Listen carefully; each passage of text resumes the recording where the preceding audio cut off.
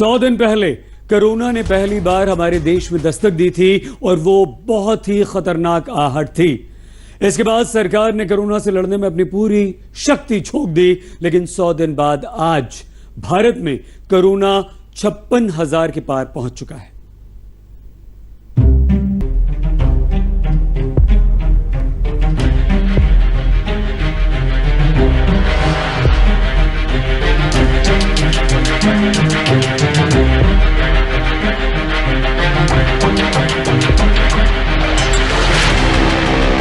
ये तस्वीर नोएडा की है, जो कोरोना के रेड जोन में है और जिसकी सीमाएं सील हैं।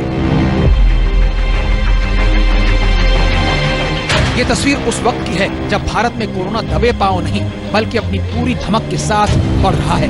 लेकिन ये तस्वीरें कोरोना को हराने के लिए प्रधानमंत्री नरेंद्र मोदी की तमाम कोशिशों को बेदम बना रही हैं।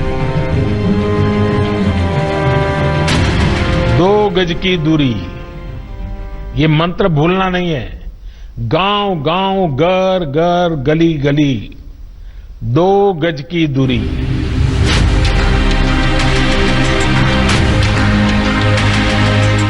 दो गज की दूरी छोड़िए, शराब की दुकानों में, सब्जियों के बाजारों में लोग भूल गए कि कोरोना से लड़ने की पहली शर्त तो अपने साये से भी 4 हाथ की दूरी बनाकर रहना है।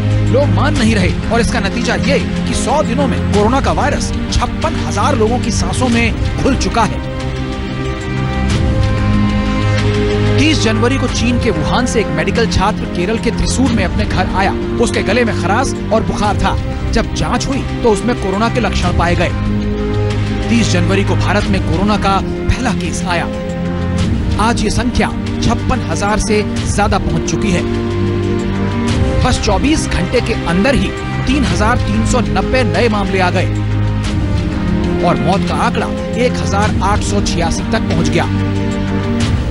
इस तरीके से हम देखते हैं कि क्योर पेशेंट की संख्या में लगातार वृद्धि हो रही है, जो कि एक पॉजिटिव न्यूज है।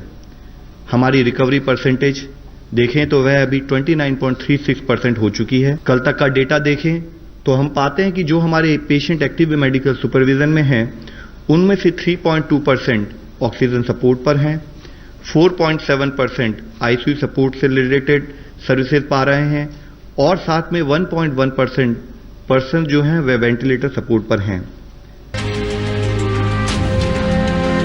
धारावी की झुग्गियों से आर्थर रोड जेल तक मुंबई का कोई कोना नहीं जो वायरस से बचा हुआ हो। आर्थर रोड जेल में 103 मामले आ गए तो मुंबई के जे मार्ग पुलिस स्टेशन में 20 से ज्यादा पुलिस वालों को कोरोना निकला। दुश्मन है वो देखा नहीं जा सकता, लेकिन लड़ना तो हमें पड़ रहा है और मुंबई पुलिस लड़ रही है, जोर से लड़ रही है और निश्चित ही विजय भी पुलिस की होगी। कोरोना का संक्रमण किसी महानगर तक सीमित नहीं है। शहर दर शहर कोरोना के मरीज बढ़ रहे हैं और बढ़ रहा है मौत का डरावना आंकड़ा। हम आपको दिखाते हैं कि 100 दिन में कैसे भारत कोरोना के चंगुल में फंसता चला गया।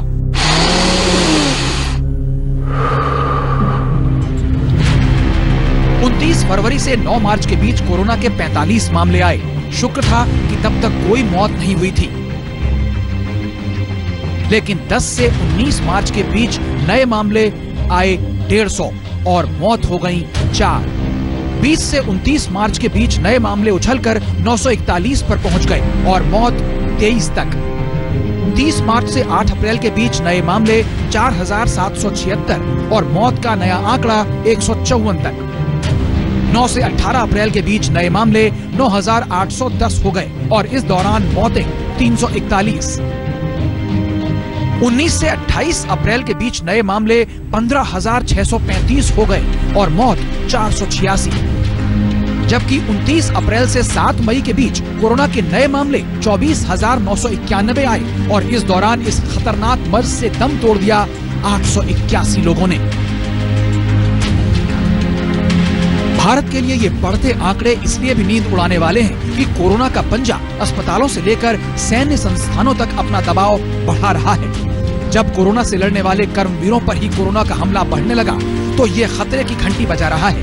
अर्धसैनिक बलों में संक्रमण का आंकड़ा 400 के पार जा चुका है।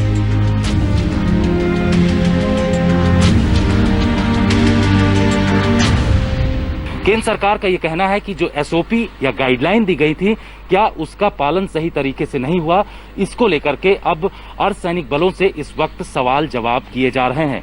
सीआरपीएफ ने एक इंटरनल कमेटी भी बैठाई है जिसमें ये जांच की जा रही है कि आखिर कोरोना संक्रमित इतनी ज्यादा संख्या में जवान सीआरपीएफ में क्यों हुए हैं। कोरोना से आज दुनिया का कोई देश सबसे ज्यादा त्रस्त है तो वो है अमेरिका। वहाँ तो कोरोना राष्ट्रपति डोनाल्ड ट्रंप के व्हाइट हाउस तक पहुँच गया।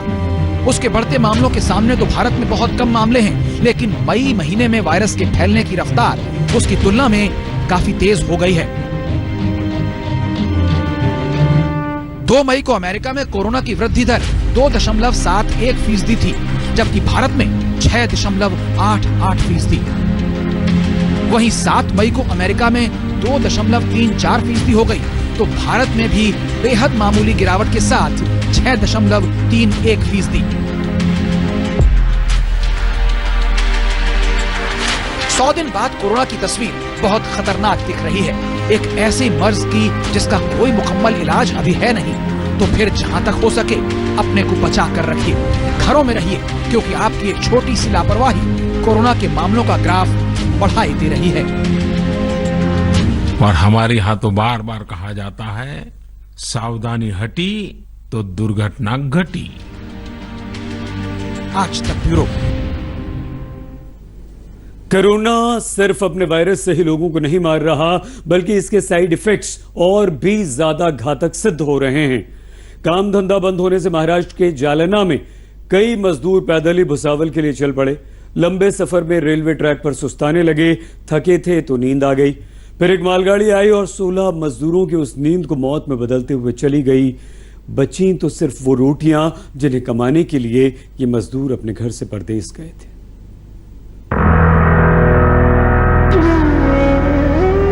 इन्हीं रोटियों को कमाने के लिए वो 16 मजदूर अपना सब कुछ छोड़ परदेस गए थे।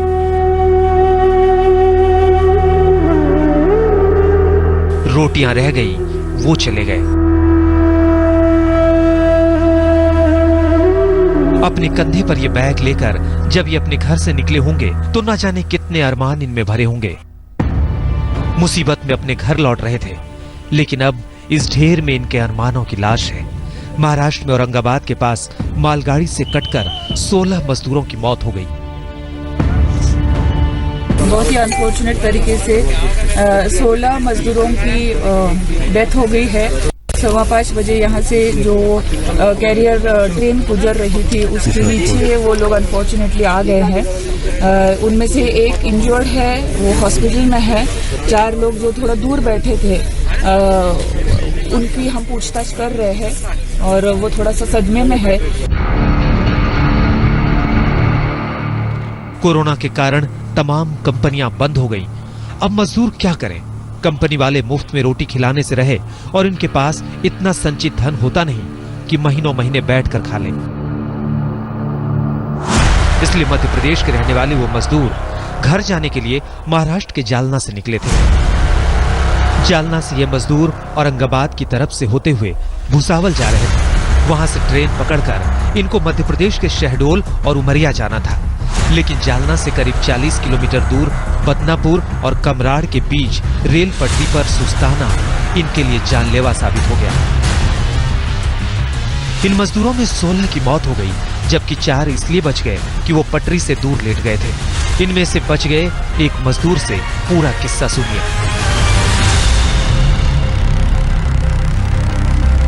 गांव जा रहे थे।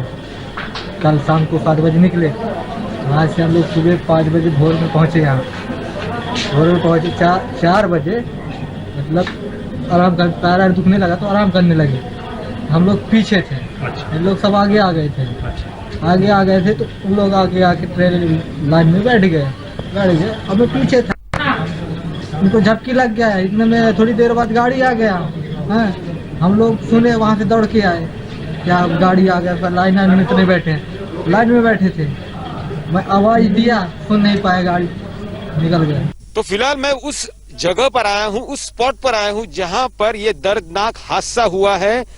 मालगाड़ी के नीचे यानी गुड्स ट्रेन के नीचे 16 मजदूरों की इसी जगह पर जान गई है। जो जानकारी सामने आ रही है कि ये जो मजदूर जालना से निकले थे औरंगाबाद जाने के लिए और उन्हें जो उनका लक्ष्य था कि मध्य प्रदेश के भोपाल शहर के आसपास उन्हें जाना है। अब आप इनके साथ हुए हादसे को सिलसिलेवार समझिए। वो सभी मजदूर जालना की एक प्राइवेट कंपनी में काम करते थे। गुरुवार की शाम 7 बजे इन्होंने जालना से पैदल ही चलना शुरू किया। बदनापुर तक सड़क रास्ते से चलने के बाद इन्होंने रेलवे ट्रैक के रास्ते औरंगाबाद बढ़ना शुरू किया। 40 किलोमीटर दूर पहुंचते पहुंचते ये लोग थक कर रेलवे ट्रैक पर बैठ गए। बचने वाले मजदूरों के मुताबिक थके होने के कारण सुस्ताते सुस्ताते इनको नींद आ गई और सुबह करीब 5:15 बजे एक मालगाड़ी इनके लिए यमदूत बनकर आ गई। रेलवे के मुताबिक मालगाड़ी के ड्राइवर को जब कुछ लोगों के पटरी पर होने का अंदेशा हुआ तो उसने बहुत जोर से सीटी भी बजाई और इमरजेंसी ब्रेक भी लगाया, लेकिन तब तक काफी देर हो चुकी थी। वो यहाँ से जब निकल रही थी तो लोको पायलट ने अपनी हेडलाइट से देखा कि कुछ लोग इस ट्रैक पे लेटे हुए हैं इसी स्थान पे। उसके बाद उसने अपना हॉर्न ब्लो किया, विसल बजाई और इमरजेंसी ब्रेक भी अप्लाई की। लेकिन इमरजेंसी ब्रेक अप्लाई करने के बाद भी जब तक उसका स्पीड 0 होता तब तक ये हादसा घटित हो गया था। रेलवे यहाँ पे आ गए, जोर से ब्रेक मारा, उन्हें धड़ धड़ धड़ धड़ आवाज आया जोर से। फिर हम अचानक उठ के भागने लगे, भाई रेलवे आज क्यों खड़ रहेगा इतना अर्जेंट में और इतना आवाज क्या आ गया, क्या गिर गया इसका। ऐसे देखने के आ गए हम यहाँ पे। 3 उसमें से 3 जो बच गए और जो 16 जने थे 15 जगह पे गए और एक जाते जाते अस्पताल में उनकी मौत हो गई। 16 मजदूर मर गए। उनके घर वालों तक ये सामान पहुंच जाएंगे और सियासतदानों तक ये रोटियां। आखिर सियासत की आंच पर इन्हें ही तो सेका जाएगा। जब रास्ते में नाकाबंदी पुलिस की, उससे बचने के लिए तो गांव की तरफ से छोटे मोटे रास्तों से होते हुए लोग जाने के लगे और उसी में ये दुर्घटना हुई है। जो मध्य प्रदेश जा रहे थे, कामगारों के लिए, श्रमिकों के लिए बुरे दिन हैं। घर वापसी में उनकी इस तरह से मृत्यु होगी, ये दर्दनाक है।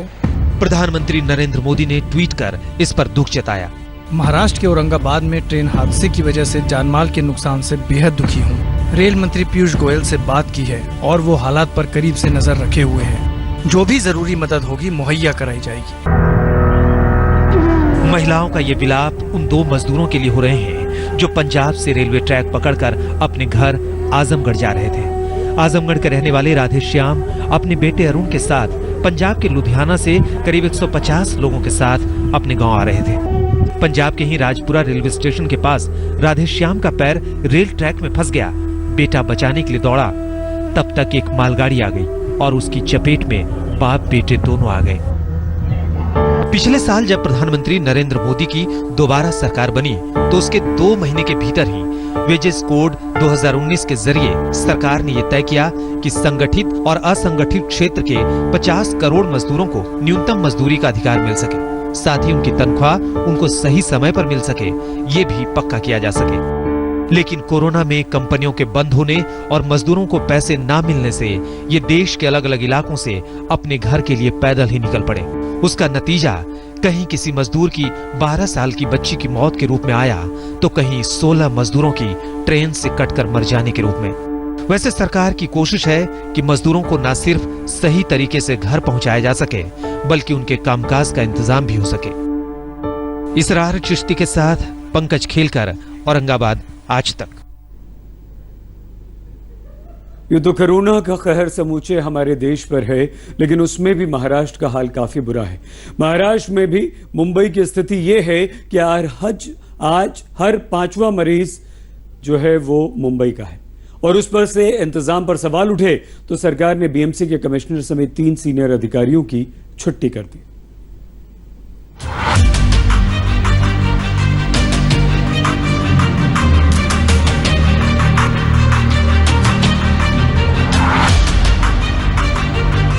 ना कोरोना के मामलों पर काबू,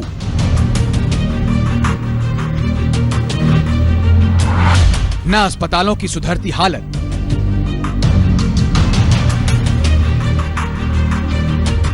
न जल्द हालात सुधरने के आसार। तो मुंबई में बिगड़ते हालात का ठीकरा बीएमसी के कमिश्नर प्रवीण परदेसी पर फूटा। महाराष्ट्र सरकार ने उनके साथ ही 2 एडिशनल म्युनिसिपल कमिश्नर को भी हटा दिया, यानी वो तीनों लोग बीएमसी को चलाने वाले माने जाते हैं। मुंबई में कोविड-19 के केसेस जब लगातार बढ़ रहे हैं, तब कोविड-19 के खिलाफ लड़ाई के बीच में ही अचानक मुंबई के सबसे बड़े अधिकारी और ताकतवर अधिकारी बीएमसी कमिश्नर का तबादला करना यह साफ दिखाता है कि मुंबई की स्थिति गंभीर है और उसके साथ साथ स्थिति को लेकर राज्य सरकार भी गंभीर है। और इसी के चलते नए नियुक्त बीएमसी के कमिश्नर को साफ कह दिया गया है कि मुंबई की स्थिति संभालना बहुत जरूरी है। इसके पीछे कारण गुरुवार को आई केंद्रीय टीम की नाराजगी बताई जा रही है। स्वास्थ्य मंत्रालय के संयुक्त सचिव लव अग्रवाल की अगुवाई में एक टीम गुरुवार को मुंबई गई थी, जिसने कंटेनमेंट पॉलिसी को ठीक से लागू न होने पर चिंता जताई। केंद्रीय टीम ने माना कि मुंबई में कोरोना के मामले 10 की बजाय 20 दिन में 2 गुने होने चाहिए। साथ ही मुंबई में क्वारंटीन सेंटर को लेकर भी नाखुशी जताई। इस पर भी सवाल उठाया कि कोरोना मरीज के संपर्क में आने वालों का पता कैसे नहीं लग पा रहा। माना जा रहा है कि बीएमसी के अधीन आने वाले सायन अस्पताल में बेड पर लाश पड़े होने वाली घटना भी बीएमसी कमिश्नर की रुखसती का कारण बन गई। और ये सब तब हुआ जबकि 4-5 दिन पहले ही महाराष्ट्र सरकार ने साफ किया था कि किसी अधिकारी को कैसे कठिन समय में नहीं बदला जाएगा। अब विपक्ष इस पर सवाल उठा रहा है। ठाकरे सरकार के कारण मुंबई कोरोना की राजधानी बन गई है और अब उसका बलि का बकरा मुंबई म्युनिसिपल कमिश्नर प्रवीण परदेशी को बनाया जा रहा है। वास्तव में जिम्मेदारी पॉलिटिकल लीडरशिप ने लेनी चाहिए। मुंबई में आज भी देश के किसी भी मेट्रोपॉलिटन शहर से ज्यादा कोरोना के मामले हैं। ऐसे में केंद्र के दखल के बाद मुख्यमंत्री उद्धव ठाकरे का कहना है कि सब कंट्रोल में है। बरं झाल्यानंतर त्यांच्यातला थकवा तर गेला पाहिजे, तर तोपर्यंत जर अधिकचं मनुष्यबळ लागलं तर ते केंद्र सरकारकडे आपण कदाचित मागणी करू। मुंबई के लोगों पर कोरोना का कहर भारी पड़ रहा है। उम्मीद कीजिए कि अचानक हुआ ये बदलाव कोरोना का संक्रमण रोकने में कामयाब हो।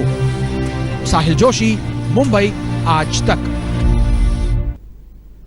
हिंदुस्तान में कोरोना के आए 100 दिन हो गए हैं। इनमें से 45 दिन तो लॉकडाउन में गुजर गए, जिसके कारण विदेशों में कई भारतीय फंसे रह गए। उनको निकालने के लिए मोदी सरकार ने जो मिशन वंदे भारत शुरू किया था, उसके तहत हिंदुस्तानियों का वापस आना शुरू हो चुका है। एयर इंडिया के विमान अलग अलग देशों से प्रवासियों को लेकर हमारे देश पहुंच रहे हैं, जिन्हें तुरंत 14 दिन के क्वारंटीन में भेजा जा रहा है।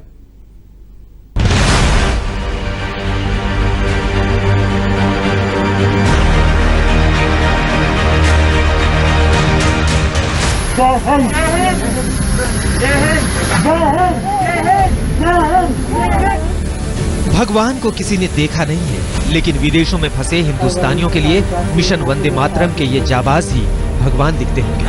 आखिर इनके कारण ही 45 दिनों के लॉकडाउन के बाद इनकी घर वापसी हो रही है। I'm really thankful to our Prime Minister Narendra Modi for taking this enormous step. Thanks to High Commission for arranging all the facilities for us.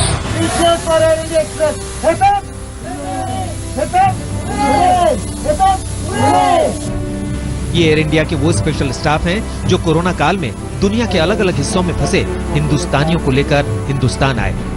अपनी जान की परवाह किए बगैर ये जाबाजी दिखाने वाले ही तो असली कोरोना वीर हैं। लॉकडाउन के दौरान विदेशों में फंसे भारतीय लोगों को लेकर सिंगापुर से भारतीय विमान दिल्ली लैंड कर चुका है और लगभग 1.5 घंटे बाद ये सारे क्रू मेंबर्स बाहर आए हैं और ये अपने अपने गंतव्य की ओर जा रहे हैं।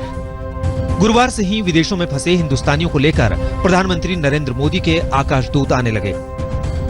इस कड़ी में आज सिंगापुर से एयर इंडिया की फ्लाइट 234 हिंदुस्तानियों को लेकर नई दिल्ली पहुंची।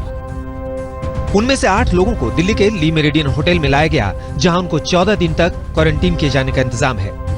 सिंगापुर की जो एयर इंडिया की फ्लाइट आई है, तो कुछ लोगों को यहाँ लेके आए हैं। मेरिडियन होटल में क्वारंटाइन इनको किया जाएगा 14 दिन के लिए। देख सकते हैं कि जो लोग सिंगापुर की फ्लाइट से आज ही भारत पहुंचे हैं, सीधा एयरपोर्ट से उनको मेरिडियन होटल लाया गया है और यहीं पे इनको 14 दिन के लिए रखा जाएगा। देख सकते हैं कि पूरी जो बस है, बस में इनको एयरपोर्ट से सीधा यहीं पे लाया गया है। पिछले काफ़ी दिनों से ये लोग वहाँ फंसे हुए थे। करीब 13 देशों में ऐसे भारतीय नागरिक फंसे हुए थे और लॉकडाउन के चक्कर में। दुनिया के अलग अलग हिस्सों से हिंदुस्तानियों के आने का सिलसिला शुरू हो चुका है। एक विमान रियाद से कालीकट पहुंचा, एक बहराइन से कोच्चि, एक दुबई से चेन्नई, एक अबू धाबी से कोच्चि, एक अबू धाबी से कोझिकोड, एक ढाका से सीधे श्रीनगर। ढाका में 170 हिंदुस्तानी छात्र फंस गए थे। ऐसे मुश्किल हालात में घर आ जाना किसी खूबसूरत सपने के पूरे होने से कम नहीं है। लॉकडाउन के कारण दुनिया के कई देशों में रहने वाले भारतीयों की नौकरियां चली गई हैं। मुश्किल हालात पर वहां उनके लिए रहना मुश्किल हो रहा था। एक तरफ एयर इंडिया ने सच्चे कोरोना वीर की भूमिका निभाई तो दूसरी तरफ नेवी मिशन समुद्र सेतु में जुड़ गई। मालदीव से 750 भारतीयों को लेकर भारतीय नौसेना का जहाज आज लौटा है। दिल्ली में अशोक सिंघल के साथ आज तक ब्यूरो। अब कोरोना की मुसीबत आ ही गई है तो इसका इलाज भी ढूंढा जा रहा है। इसके लिए हिंदुस्तान में जहां एलोपैथिक दवाओं पर काम शुरू हो गया है तो आयुर्वेद की पुरानी परंपरा से ऐसी दवा भी बनाई जा रही है जो रामबाण सिद्ध हो सके।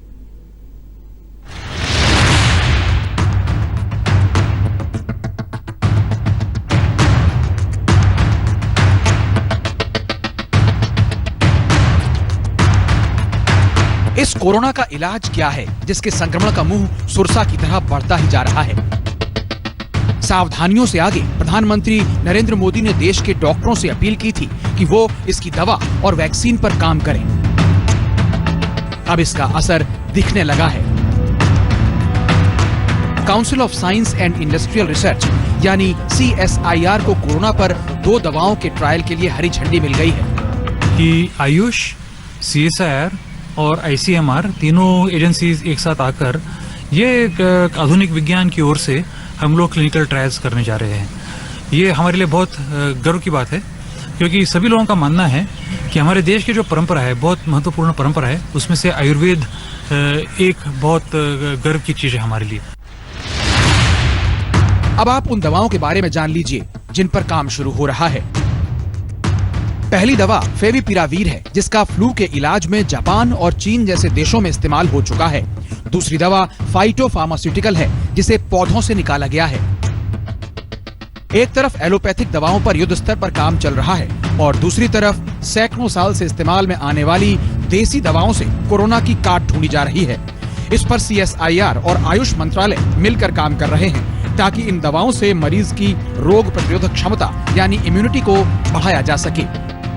इनको ICMR के टेक्निकल सपोर्ट के साथ आयुष की कुछ दवाइयाँ जैसे अश्वगंधा है, यष्टि मधु है या गुडुचि पिपाली है या आयुष 64 है, ये दवाओं के बारे में व्यापक क्लिनिकल ट्रायल्स आज शुरू हो रहे हैं। ये सारे मंत्रालय मिलकर कर रहे हैं देश में। इस दवा के बनने में कुछ महीनों का वक्त लग सकता है जिसमें इन चीजों का इस्तेमाल हो रहा है।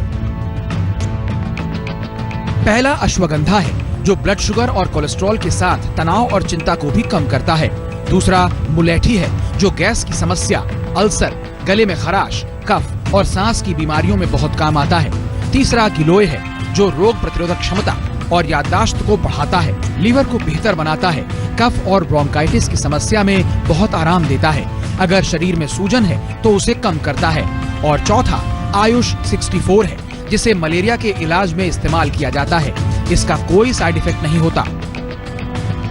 प्रधानमंत्री नरेंद्र मोदी तो बार बार आयुर्वेदिक दवाओं की तरफ लोगों का ध्यान खींचते रहे हैं। अपनी इम्यूनिटी बढ़ाने के लिए आयुष मंत्रालय द्वारा जो निर्देश दिए गए हैं उसका अगर हम पालन करें, गर्म पानी है, काढ़ा है, इनका निरंतर सेवन करें।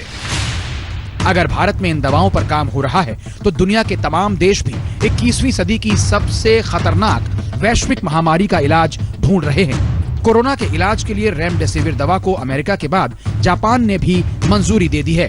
अमेरिका में मार्च में ही इस पर काम शुरू हो गया था। And that's a building block to the ultimate step. That's a big building block when you're here. I guess 31%. So it was very good. Yeah, I want them to go as quickly as they can. Stephen Hahn, Dr. Hahn has been incredible at the FDA. He's getting things done at record time. There's never been anything like it. And yeah, we want everything to be safe, but we would like to see very quick approvals, especially with things that work. वास्तव में दुनिया के पास corona के खिलाफ कारगर दवा अब तक नहीं आई है, लेकिन रेमडेसिविर के 5 दिन की खुराक से कोरोना के 50% मरीज ठीक हो चुके हैं। गंभीर रूप से भर्ती कई बीमार लोगों को 2 हफ्ते के अंदर अस्पताल से छुट्टी मिल गई। इस दवा का कामयाब इस्तेमाल सार्स, मर्स और इबोला जैसे वायरस को फैलने से रोकने में हो चुका है। अमेरिका में इस दवा के अलावा कोरोना की वैक्सीन पर भी काम चल रहा है। यही काम इजराइल से लेकर इटली जैसे देशों में भी हो रहा है। आज तक ब्यूरो। दस्तक में आज के लिए बस इतना ही। अपना बहुत ख्याल रखिएगा। देखते रहिए आज तक।